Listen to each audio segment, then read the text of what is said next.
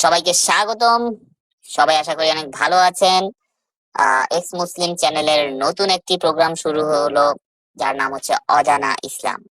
এই প্রোগ্রামে আমরা তুলে ধরবো ইসলামের নানা ধরনের অজানা প্রশ্নগুলো, যেগুলো মুমিন বান্দারা সাধারণত জানে না, বা যেগুলো জানলে তাদের আর ইসলাম ধরে রাখতে পারবে না। এরকম টাইপের প্রশ্নগুলো নিয়ে আমরা আসবো, এবং এগুলো কোনো অযৌক্তিক না, সবগুলো প্রমাণিত। তো সেই ধারাবাহিকতায় আমাদের সাথে কিন্তু বিভিন্ন অতিথিরা আসবেন, অনেক গণ্যমান্য অতিথিরা প্রত্যেক এপিসোডে আসবেন। আজকে আমাদের সাথে উপস্থিত আছেন একজন গুণী ব্যক্তি, উনি হচ্ছেন ইসলামী চিন্তাবিদ প্রফেসর আবুল কালাম ভাই। তো আমি কথা না বাড়িয়ে সরাসরি আমাদের আবুল কালাম ভাইকে আমাদের প্রোগ্রামে স্বাগতম জানাই। আবুল কালাম ভাই, আপনি কেমন আছেন? হ্যাঁ, শুনতে পাচ্ছেন? হ্যাঁ হ্যাঁ, আমি শুনতে পাচ্ছি আবুল কালাম ভাই। সবাইকে সালাম ও আদাব। তো আমি ভালো আছি, আপনারা সবাই ভালো আছেন তো? দর্শকরা হ্যাঁ। সবাই ভালো আছে আশা করি। তো যাই হোক, তো আপনার আমি প্রোগ্রামে আসতে পেরে খুব আনন্দিত, ভালো লাগছে। তো বলুন কি। তো আমার আসলে আবুল কালাম ভাই, হুম, আপনি যেহেতু ইসলাম নিয়ে অনেক রিসার্চ করেন, তো আমার আপনার কাছে ছোটখাটো কিছু প্রশ্ন নিয়ে আসলাম। আমার আমার না শুধু, এটা আসলে দর্শকরাও যাতে জানতে পারে, দর্শকদের জন্য, সবার জন্যই। তো আমার প্রথম আমি প্রশ্নটা বলতে যাচ্ছি যে, আচ্ছা, এই যে আমাদের মুসলিম সমাজে এই যে মুসলমানের যে রীতিটা, এটা চলছে দীর্ঘদিন থেকে বা অনেক আগে থেকেই। আমরা দেখছি সবাইরে খতনা বা মুসলমানি করাইতে হয়। হ্যাঁ। তো এই জিনিসটা যে আমরা ওনারা যাকে ফলো করে, বা ওনাদের গুরু যে হযরত মুহাম্মদ সাল্লাল্লাহু আলাইহি সাল্লাম, ওনার কি মুসলমানি হয়েছিল? এই বিষয়ে যদি কিছু বলতেন। আচ্ছা, আমি সবাইকে প্রথমেই বলে নিচ্ছি যে আমি কিন্তু একজন বিশ্বাসী মুসলিম, কিন্তু আমি এই কোরআন শরীফ, হাদিস, তারপরে ইসলামিক যে যত উঁচু লেভেলের বই এগুলো পড়েছি, এবং আমি নবীজির যে একদম স্বীকৃতি প্রাপ্ত সিরাত ইবনে হিশাম এবং আরো কিছু গ্রন্থ আছে, এই এই কিতাবগুলা আমি কিন্তু পড়েছি। হ্যাঁ, তো সেই কিতাবের আলোকেই আমি আপনাকে বলছি এবং আপনার দর্শকদের জন্য বলছি। সেটা হচ্ছে যে এই খতনার যে বিষয়টা, এটা প্রথমত হচ্ছে ইহুদিরা পালন করে, তখনকার সময়ও করতো। তো তখন যেই আরবের যে পৌত্তলিক যারা ছিলেন, পৌত্তলিক ধর্মের যারা ছিলেন, কুরাইশ বংশে যারা ছিলেন, এরা কিন্তু খতনা পালন খতনা করতো না, যেটা বলে মুসলমানি আর কি। তো পরবর্তীতে নবী জানি না উনি কেন আহ, সেটা ইসলামের সাথে যুক্ত করে দিল।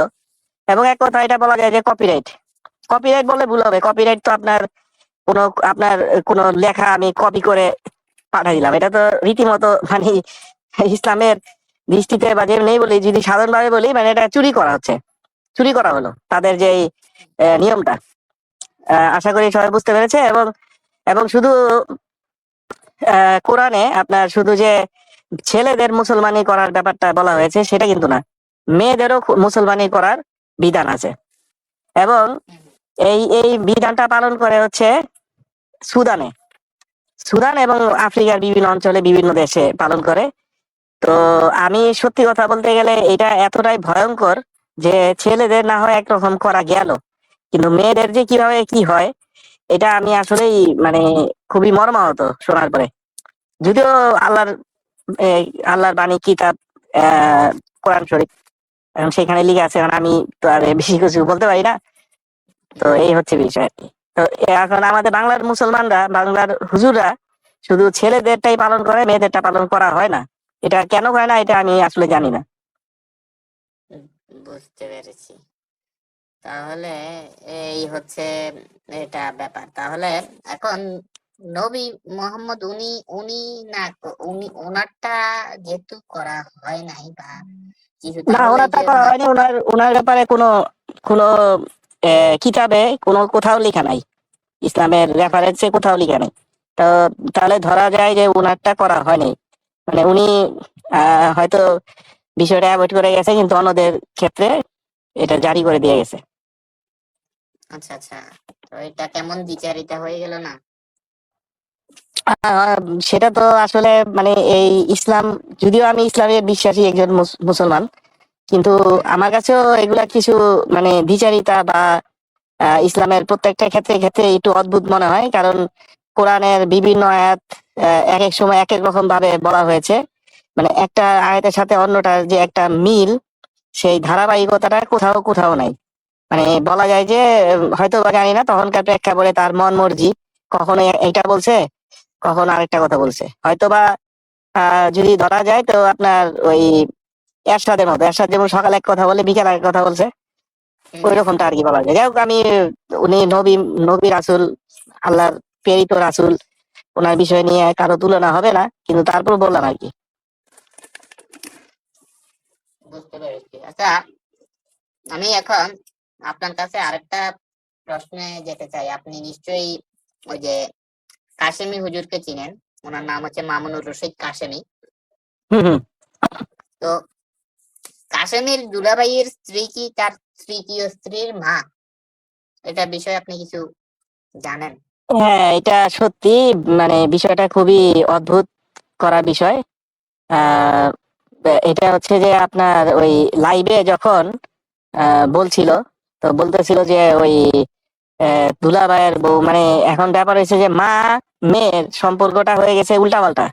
এখন মেয়ে মাকে মা না বলে মেয়ে মাকে বলতেছে যে হয়তো বা দুলাভাইয়ের ওয়াইফ মানে তো আপা হয়ে যায়, মানে মা হয়ে গেল বোন।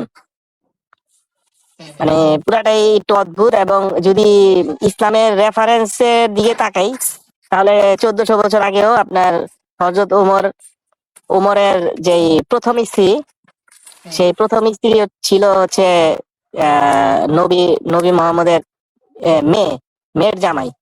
যদিও হুম হযরত ওমর হচ্ছে আপন চাচাতো ভাই, হুম হযরত ওমর হচ্ছে আপন চাচাতো ভাই, কিন্তু আপন চাচাতো ভাই হওয়ার পরেও আবার তার সাথেই তার আপন মেয়েকে বিয়ে দেওয়া হয়। এমন না যে সৎ সৎ মেয়ে বা অন্য কিছু, তাও না। তো এটা আসলে মানে বিষয়টা খুবই জটিল। যদিও আমি আপনাকে যেভাবে বলতেছি এইভাবে আমার ইমান থাকবে না, আমার ইসলাম হয়তো শেষ হয়ে যেতে পারে। কারণ হচ্ছে যে যদি ইসলাম ধর্মে কেউ যদি কোনো বিষয়ে নিয়ে বিন্দুমাত্র সন্দেহ করে, সে মুরতাদ হয়ে যাবে। আর মুরতাদের শাস্তি হচ্ছে মৃত্যুদণ্ড। তো আচ্ছা আচ্ছা। এখন বিষয়টা হাস্যকর হলেও আমার আমার মৃত্যুদণ্ড জায়েজ হয়ে যাবে, হ্যাঁ, মানে জারি হয়ে যাবে, মানে আমাকে মৃত্যুদণ্ড দেওয়ার জন্য তারা রেডি হয়ে যাবে, কারণ আমি এই যে আপনার সাথে যেই কথাগুলো বলছি। হুম হুম,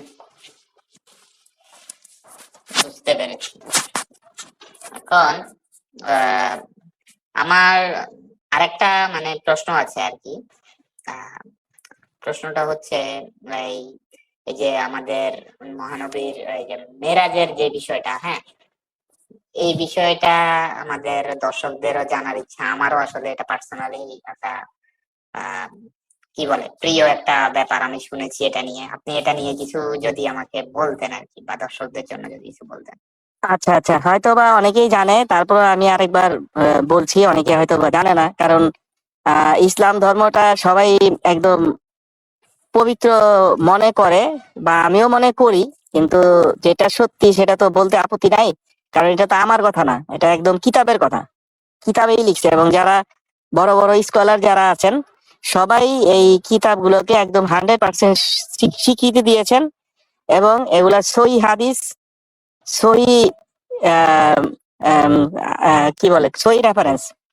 তো যাই হোক, এখন যে এই মেরাজের ঘটনাটা হচ্ছে যে উম্মে হানি হচ্ছে ওনার চাস্তো ভাই, চাস্তো বোন, মানে নবী রাসূলের চাস্তো বোন, আপন চাস্তো আচ্ছা। বোন হচ্ছে উম্মে হানি।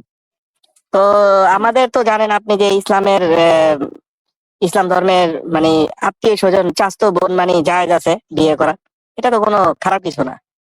তো যখন ছোটবেলা থেকে পছন্দ করতো উম্মে হানিকে, তো হয়তোবা তার যে তার চাচা হয়তোবা তার সাথে তাকে যোগ্য মনে করে নাই, বিধায় তার সাথে বিয়ে দেয় নাই।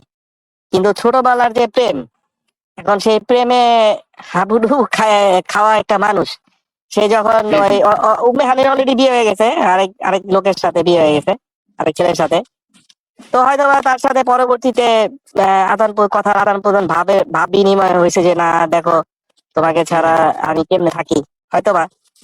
হুম তো হয়তো কোনো এক রাতে যে ঠিক আছে আজকে আমার স্বামী নেই, তুমি হুম আসতে পারো। হুম তো সেই রাতে সে উম্মে হানির ঘরে গিয়েছে, গিয়ে সারা রাত তো সেখানেই ছিল। হুম এখন সকালবেলা যখন তার সাহাবীরা তো যেহেতু তার সাথে সার্বক্ষণিক খেদমত করতো আর কি, যেহেতু সে হুম নবী, আল্লাহর একদম প্রেরিত রাসূল, তো হুম তাকে তো পাওয়া এটা সৌভাগ্যের বিষয় যে আমরা পাইতাম, আমরাও অনেক তাকে খেদমত করতাম। তো যাই হোক, ওনার সাথে যারা ছিল তারা হুম পরবর্তীতে দেখা গেছে যে তারা তাকে খুঁজে পায় না, তখন জিজ্ঞেস করছে যে আপনি ছিলেন কোথায় আল্লাহ রাসূল, আপনি ছিলেন কোথায়? হুম তখন আল্লাহ রাসূল বলছেন যে না, আমি তো গেছিলাম হচ্ছে আহ ইয়ে বোরাক বোরাক একটা মানে না ঘোড়া না গাধা, মানে একটা খচ্চর টাইপের একটা প্রাণী, যে প্রাণী আসলে পৃথিবীতে নাই। আহ উনি বলছে যে ওই প্রাণীর পিঠে চড়ে মানে উড়ে গেছে আর কি, বুঝছেন, পঙ্খিরাজ ঘোড়া। হুম তো পঙ্খিরাজ ঘোড়ায় করে চলে গেছিল সে কোথায়, সেই ইসরায়েলের যেই আহ, ইসরায়েলের মানে ইহুদিদের যে পবিত্র স্থান, ওই পবিত্র স্থানের মানে ওদের যে এই একটা দেয়াল আপনি দেখেছেন হয়তো বা, ওরা হ্যাঁ দেয়ালকে হ্যাঁ, কেন্দ্র করে প্রার্থনা করে কিতাব পড়তে থাকে আর কি। তো বুঝতে পারছি। ওইখানে যে আলাস্কা আলাস্কা মসজিদ আলাস্কা মসজিদটা হচ্ছে ওই তার পাশেই, এটা পরবর্তীতে স্থাপিত হয় আলাস্কা মসজিদ। তো উনি বুঝতে বলছে যে পারছি। আমি ওইখানে গেছিলাম, মানে উড়ে ওইখানে চলে গেছিলাম। এখন এটা আসলে মানে উনি এটা যে একদম সহি হাদিস, ওই অনেকে বিশ্বাস করতে উনি চাইবে না, যে অনেক মুমিনরা ও- বিশ্বাস করতে চাইবে না, আমারও আচ্ছা, প্রথম আমার এখানে বিশ্বাস হয় একটা নাই, কিন্তু এটা তো প্রশ্ন। সত্যি। উনি যে ওই ইয়ের ঘরে ছিল, ওনার ঘরে ছিল, ওখানে কি উনি ওই ওই লোকের ওই মানে ওনার সাথে কি সহবাস করে দিয়েছিল? আসলে সহবাসের বিষয়টা কিরকম হচ্ছে, বিষয়টা হচ্ছে যে যে উনি উনি যখন ওইখানে থেকে মানে মেরাজে গেছিলাম আর কি, উনি সেখানে ওই ইয়ে গেছিল, আহ, ইসরায়েলের যেই পবিত্র স্থানে গিয়েছিল। তো আচ্ছা। এখন করেছে যে আপনি হুজুর আল্লাহ রাসূল, আপনি ওইখান থেকে আমাদের জন্য কি মেসেজ নিয়ে আসলেন?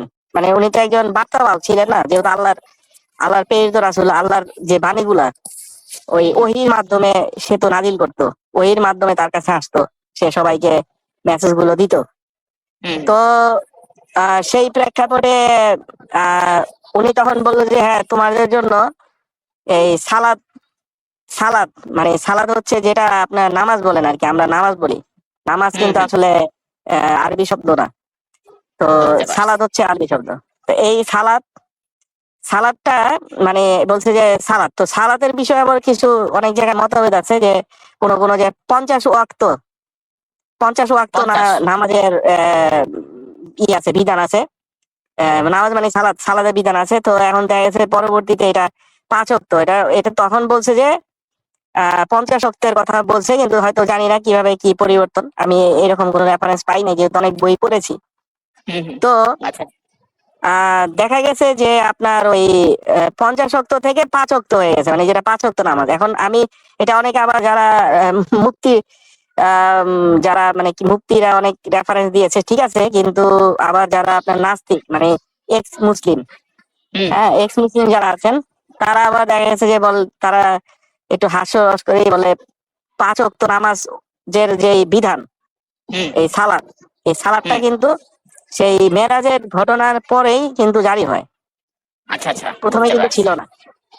তো এই বুঝতে পারছি। নামাজের যে বিধানটা, এটা মানে তখনই হয়। এখন সেই সেইখান থেকেই আপনার ওই যে মানে এখন ওইখানে বলে যে না, ওই 5 ওয়াক্ত নামাজ মানে আ- সেটা আসলে ওই তখনকার 5 বার সহবাস ওই রাতে, এই আর কি বিষয়। ও মানে আচ্ছা, যাই হোক, আমি তো আসলে এটা নিয়ে আমার হাসি চলে আসছে যে যেহেতু আপনি তো জানেন, আমি বলেছিলাম আপনি তো যেহেতু বাক স্বাধীনতায় বিশ্বাস করেন, আমি তো একজন এক্স, এটা আপনি জানেনই। তো এই জন্য আমি হয়তো হ্যাঁ, হেসে দিলাম, এই জিনিসটা নিয়ে আপনি মাইন্ড করবেন না, আপনি তো আমার থেকে মোটামুটি বিশ্বাসী আছেন। আম, এই আর কি। তো যাই হোক, হ্যাঁ, আমি একটা শেষ শেষ প্রশ্ন করব, প্রোগ্রামের লাস্ট একটা প্রশ্ন হচ্ছে যে এই যে নর্মালি যে এই সবাইকে যেভাবে লোভ দেখানো হয়, আপনি আহ এই এই এই দুনিয়াতে সুখ চাচ্ছেন না পর দুনিয়াতে সুখ চাচ্ছেন? তো আপনার এখানে একটা মেয়ের পিছে ঘুরতেছেন না, বা এখানে দুইটা মেয়ের পিছে ঘুরতেছেন না, আপনি কি এগুলা চাচ্ছেন, নাকি আপনি ওই যে পরবারে গিয়ে একদম এই অনেক ভালো ভালো উৎকৃষ্ট মানের এই 72টা চাচ্ছেন? কি চাচ্ছেন আপনি? আপনি আপনি কোনটা নিবেন? এইভাবে অনেককে লোভ দেখানো হয়, এটা নিয়ে আপনার কোনো মতামত থাকলে আমার এই প্রশ্নটার মানে লাস্ট একটা প্রশ্ন, এটার উত্তর দিয়ে আমরা শেষ করবো আর কি, মানে উত্তরটা আপনি যদি দেন। আসলে এটা খুবই জটিল প্রশ্ন। আসলে এটা নিয়ে তো বলতে গেলে আমার ইমান থাকে না। তারপরে বলি, যেহেতু আপনার প্রোগ্রামে এসেছি, আপনার এক্স মুসলিম চ্যানেলে এসেছি, এটা আসলে হচ্ছে যে বেহেশত আর দোজখ কেউ কি হুম গিয়ে দেখেছে? কেউ তো গিয়ে দেখে নাই, এটা জাস্ট হুম হুম বিশ্বাস। হুম দ্বিতীয় কথা হচ্ছে যে বেহেশতে শুধু কেন গুড় থাকবে, কেন মদের নহর থাকবে, কেন হুম হুম ফল থাকবে? হুম এটা নিয়ে আমারও প্রশ্ন। এটা আসলে আমি মনের কথা আপনার প্রোগ্রামে বলে দিলাম, যদি অন্য হুম কোনো হুম প্রোগ্রামে বলা যাবে না, বলা ঠিক না। হুম। তো এখন এই এটা হলো আমার প্রশ্ন, যে কেন ওইগুলোই থাকবে আর 72টাই কেন? এবং সেটা সেই এবং শুধু নারী নারী ওইটা, কেন্দ্রিক। হ্যাঁ হ্যাঁ হ্যাঁ ওইটাই, মানে এটা শুধু ভোগের ব্যাপারটা আসে কেন শুধু? মানে এটা একটা লোভ হলো, মানে এটা যদি হয় একটা ধরেন ধর্মীয় দৃষ্টিকোণ থেকে দেখলে একটা আধ্যাত্মিকতার ব্যাপার, এটা কি আধ্যাত্মিকতার মধ্যে পড়ে? আম, আসলে তো আমার মানে ব্যক্তিগত মতামত হচ্ছে না, এটা পড়ে না। এটা তো হুম শুধু হুম জৌলুস, এটা তো শুধু আহ আপনার শুধুমাত্র কি বলে যৌন চাহিদা মেটানোর একটা বিষয়, আর কিছুই না। বুঝতে পেরেছি। যাক, এটাই আসলে আমারও এটা নিয়ে মানে ওই ইয়েটা লাগে সব সময়, এটা নিয়ে আমার বারবারই প্রশ্ন আসে। আমি যদিও ত্যাগ করেছি এসব এই দেখেই, আর এরপরেও মানে এসব এগুলো যেমন বারবার আসে, তখন আমি অনেককেই জিজ্ঞাসা করি এগুলো, কারণ এগুলো নিয়ে সবারও জানার দরকার। আমি যেহেতু জানলাম, আরো অন্যান্য মানুষেরাও জানুক, এটাই চাই আর কি। আচ্ছা, যাক, এখন এই আর কি, আমরা প্রোগ্রামের একদম শেষ পর্যায়ে চলে আসলাম। আমরা তাহলে আমরা এই প্রোগ্রামটা শেষ করে দিব। সেই তো দর্শকদের উদ্দেশ্যে এটাই মানে একটা মেসেজ থাকবে সবার প্রতি, সবাই ভালো থাকবেন, সুস্থ থাকবেন, আর মানবিকতার সাথে থাকবেন। আর আমরা পরবর্তীতে কোনো এক এপিসোডে আবারও কথা হবে। সে পর্যন্ত সবাই ভালো থাকবেন। আর ধন্যবাদ আপনাকে সময় দেওয়ার জন্য, প্রফেসর। আর কি, আপনাকে ধন্যবাদ। ধন্যবাদ।